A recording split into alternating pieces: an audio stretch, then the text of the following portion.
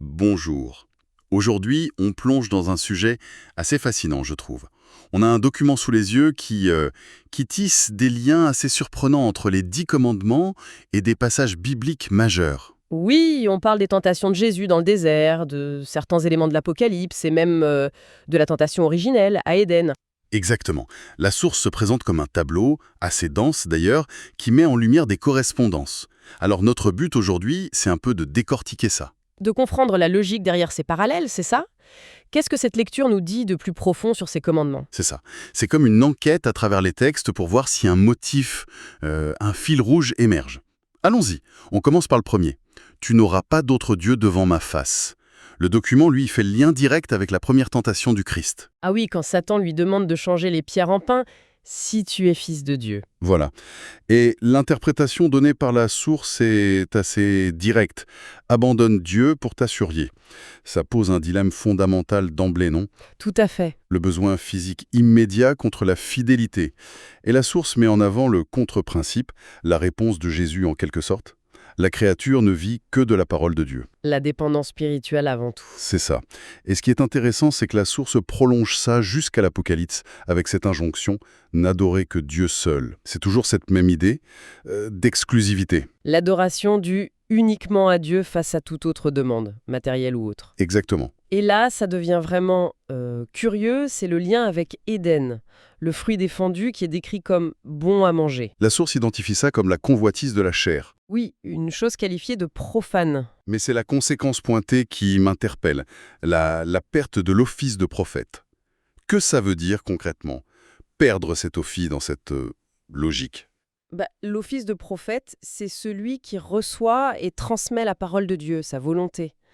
Le perdre, comme le dit la note dans la source, ignore qui adorer et la volonté de Dieu, ça signifierait devenir incapable de discerner le vrai Dieu. Ah, d'accord. Céder à cette convoitise de la chair, aux besoins immédiats bons à manger, ça reviendrait, selon cette lecture, à perdre sa boussole spirituelle, ne plus savoir qui écouter. Placer le créé avant le créateur, en somme. C'est tout à fait ça. Donc ce premier commandement, vu comme ça, ce serait une sorte de protection pour notre connexion à Dieu, pour ne pas se laisser détourner par l'immédiat. C'est exactement l'interprétation qui est suggérée, oui. La tentation de base, que ce soit pour Adam et Ève ou pour Jésus, ce serait de faire passer la créature ou ses besoins avant le Créateur. Et ça coupe la ligne directe. D'accord, c'est clair. Passons au deuxième commandement. Tu ne te feras point d'image taillée, tu ne te prosterneras point devant elle. On pense tout de suite aux idoles, bien sûr. Oui, mais la source élargit la perspective. Elle le connecte à la deuxième tentation, Satan qui offre les royaumes du monde à Jésus contre sa prosternation. Ah oui. Et l'interprétation, c'est avoir d'autres désirs que Dieu et adorer ce qui les donne. L'idolâtrie devient alors une question d'allégeance. À qui on demande de combler nos désirs de pouvoir, de richesse? C'est une vision beaucoup plus interne de l'idolâtrie, moins littérale. Oui. Et le contre-principe, logiquement, reste sain. Tu adoreras le Seigneur ton Dieu et tu le serviras lui seul. Toujours l'exclusivité. Exactement.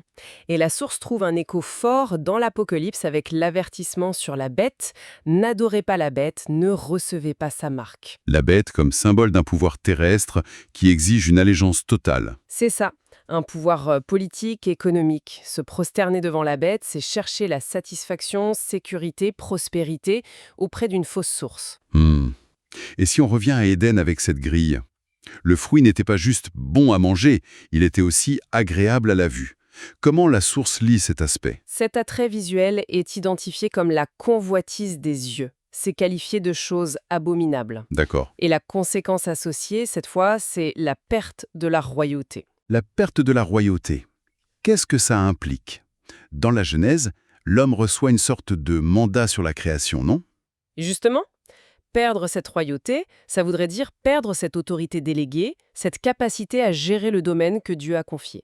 Parce qu'on s'est laissé séduire par l'apparence, par ce qui brille, par une promesse de pouvoir venue d'ailleurs. La note de la source dit bien « perte de l'autorité pour gouverner le domaine confié ». C'est bien l'idée. Ce deuxième commandement protégerait donc non seulement l'adoration, mais aussi notre rôle d'intendant. Se laisser avoir par la convoitise des yeux, la beauté, la richesse, le pouvoir offert ailleurs que par Dieu, ça reviendrait à abdiquer notre responsabilité. On adore le don ou le moyen de l'avoir, au lieu du donateur. Exactement. Et on perd le mandat. C'est une lecture qui donne une dimension presque politique, au sens large, à ce commandement. Intéressant. Arrivons au 3e Jean. « Tu ne prendras point le nom de l'Éternel, ton Dieu, en vain », souvent compris comme ne pas jurer à tort, ne pas blasphémer. Oui, et la source le relie à la 3e tentation, quand Satan pousse Jésus à se jeter du temple en citant les Écritures pour que Dieu le sauve par miracle. Pour forcer la main de Dieu, en quelque sorte. C'est ça. L'interprétation du document est double. Soit c'est « prouve-toi », force Dieu à agir pour montrer qui tu es, soit c'est « mets l'amour de Dieu à l'épreuve », teste les limites de sa protection. Dans les deux cas, c'est utiliser le nom ou la puissance de Dieu de façon présomptueuse.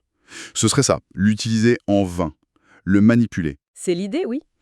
Et la réponse de Jésus, le contre-principe, c'est « tu ne tenteras point le Seigneur ton Dieu ». Un refus net de mettre Dieu au défi. Logique. Et dans l'Apocalypse. Le parallèle est fait avec la bête, qui est décrite comme blasphématoire.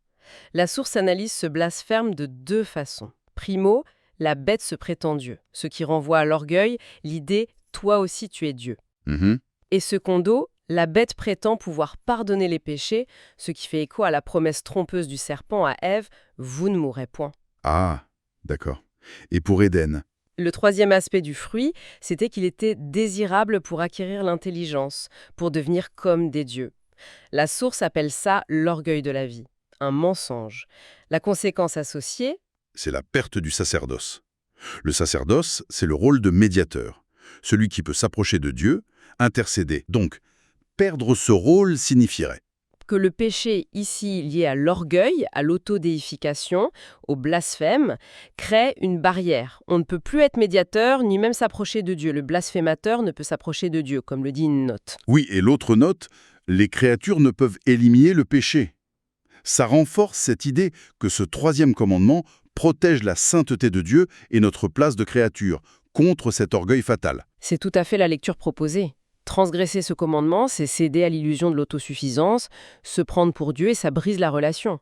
C'est une protection contre l'hubris spirituelle en quelque sorte. C'est assez frappant de voir comment ces 3 premiers commandements sont mis en miroir avec les 3 facettes de la tentation originelle, chair, yeux, orgueil, et la perte de ces 3 rôles, prophète, roi, prêtre.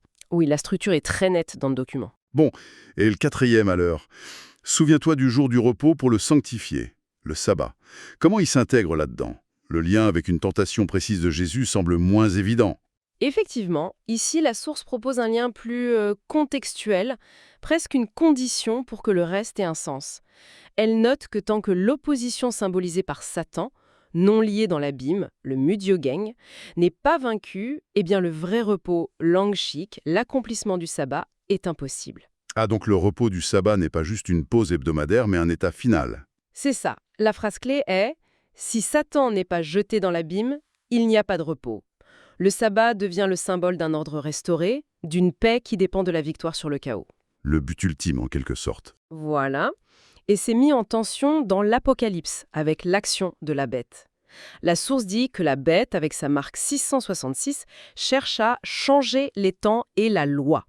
Logiquement, ça inclut une attaque contre le sabbat, ce repos ordonné par Dieu. La bête qui impose son propre rythme, ses lois. Oui, qui nie le temps de Dieu. Mais la source affirme aussi une certitude. Babylone tombera et le repos adviendra.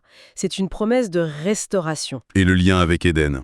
Comment la source relie le sabbat à la situation après la chute? Elle passe par l'expulsion du jardin et le blocage de l'accès à l'arbre de vie. Dieu empêche l'humain pécheur d'accéder à l'immortalité. Oui. Et l'interprétation de la source est assez forte. Elle dit que si les pécheurs, dans leur état de rébellion, vivaient éternellement, la création deviendrait une zone de non-droit, mubeopshide, un chaos permanent. Le vrai repos divin serait impossible. Donc, empêcher l'immortalité dans le péché, c'était une façon de préserver la possibilité future d'un vrai repos. C'est ça, paradoxalement, une mesure pour préserver l'espoir d'un repos ordonné après jugement et restauration. C'est une lecture assez particulière de l'expulsion d'Éden, vue comme une préservation de l'espoir du sabbat ultime. Le 4e commandement serait alors le symbole de tout le projet divin de rédemption. C'est ce que le document semble suggérer, oui. Le sabbat représente cet état final d'harmonie, activement combattu par les forces du désordre. Et même la gestion de la chute en Éden est vue comme une étape nécessaire pour maintenir cette possibilité future. Bon, si on essaye de prendre un peu de hauteur maintenant, quel est le tableau général qui se dégage de tous ces liens que propose la source? Qu'est-ce que ce décodage nous dit au final? En tout cas, ces 4 premiers ne sont pas juste des règles morales isolées, Non, ils sont comme des principes vitaux qui reflètent une lutte spirituelle fondamentale et constante. Une lutte qu'on retrouve dans les tentations de Jésus, qui prend une dimension cosmique dans l'Apocalypse et qui trouve son origine à Éden. Et chaque commandement protège un aspect clé de la relation entre l'homme et Dieu, et le rôle de l'homme dans la création. C'est ça, et chaque transgression, selon ce schéma, correspond à une forme de tentation, le corps, le regard, l'orgueil, et mène à la perte d'une capacité déléguée par Dieu. Comprendre Dieu, prophète, gouverner selon Dieu, roi, s'approcher de Dieu, prêtre. Oui, c'est bien la structure que le document met en lumière. La transgression démantèle le statut et la fonction de l'être humain voulu par Dieu. Voilà. Et le commandement du sabbat arrive alors comme la promesse, le symbole de la restauration de tout ça, le retour à l'ordre et au repos divin. C'est une lecture qui donne une profondeur théologique et narrative assez impressionnante à ces textes, je trouve. C'est vrai que c'est une grille de lecture cohérente et assez puissante. Pour résumer les liens clés, les 4 premiers commandements en parallèle avec les 3 tentations de Jésus, les conflits de l'Apocalypse, Dieu contre la bête, le sabbat contre la marque, et les 3 aspects de la tentation d'Éden, manger, voir, savoir. Et chaque fois, c'est lié à la perte d'une fonction prophétique, royale, sacerdotale. Et tout ça orienté vers la question du repos final, symbolisé par le sabbat. Oui, et ça laisse une question en suspens qui découle vraiment de la logique de cette source. Ah oui. Si ces commandements touchent à ces rôles si essentiels, prophètes, rois, prêtres, et s'ils sont au cœur de ces récits fondateurs, quelle pertinence cette lecture peut-elle avoir pour nous, aujourd'hui? Comment ces dynamiques de tentation et ces principes de fidélité, comment est-ce qu'ils résonnent dans nos défis spirituels actuels, que ce soit individuellement ou collectivement? C'est une excellente question pour ouvrir la réflexion au-delà de notre discussion. Ce document nous a offert une perspective vraiment stimulante, une façon de relire ces textes anciens en y cherchant une cohérence profonde. C'est tout le temps dont nous disposions pour cette exploration. Merci de nous avoir suivis.